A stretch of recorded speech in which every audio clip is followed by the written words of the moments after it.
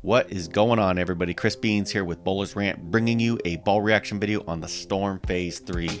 This ball has R3S hybrid. It's got the velocity core, comes 1500 grit polished, and the number's at 15 pounds, 2.48 RG with a .051 differential. So like usual, every time I get a new ball, I bring this over to Zuki's Pro Shop here in Tampa, Florida to get the VIP treatment and get the right layout. Just to baseline, the layout I originally intended for this was going to be 65 by 4 by 40.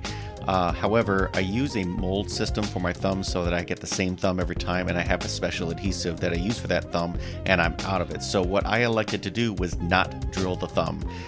In addition, because I've been playing with no thumb layouts, I actually used oversized grips so I could grip this ball to the second knuckle using a conventional grip. I can throw anywhere from 15.5 to 16.5, but my rev rate is north of 400 now, and I typically come up the back of the ball. This presents a very interesting issue for the Phaze III because the Phaze III being a hybrid, at least the topography in my center has this ball reading early. I've really got to get it down the lane so I can keep it on the right side of the pocket. If I miss left, the ball is gone.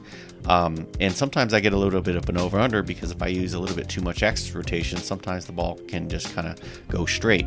So before I even thought about trying to hit this thing with surface and make it worse, what I really elected to do was try to focus on speed, keeping the ball low, keeping my body low, and really trying to focus on follow through.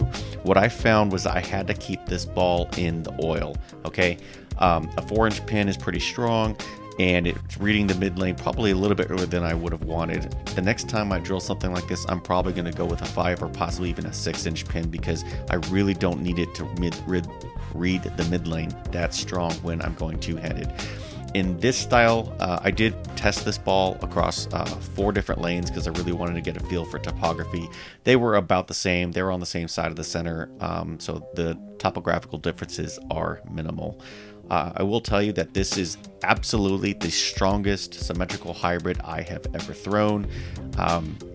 This ball, once it gets to the friction, it likes friction. It moves left with a very strong arc, and it does not stop. It kind of reminded me a little bit more of the Code Black in a way, but just a symmetrical version of it, just long, boomy, and it's gone.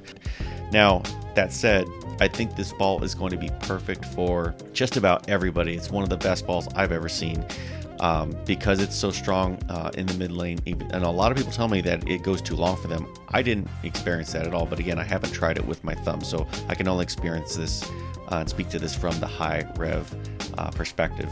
But this ball, once it sees friction, it's just going to move and it's not going to stop. You know, something I want to touch on is that this ball is a symmetrical ball, okay?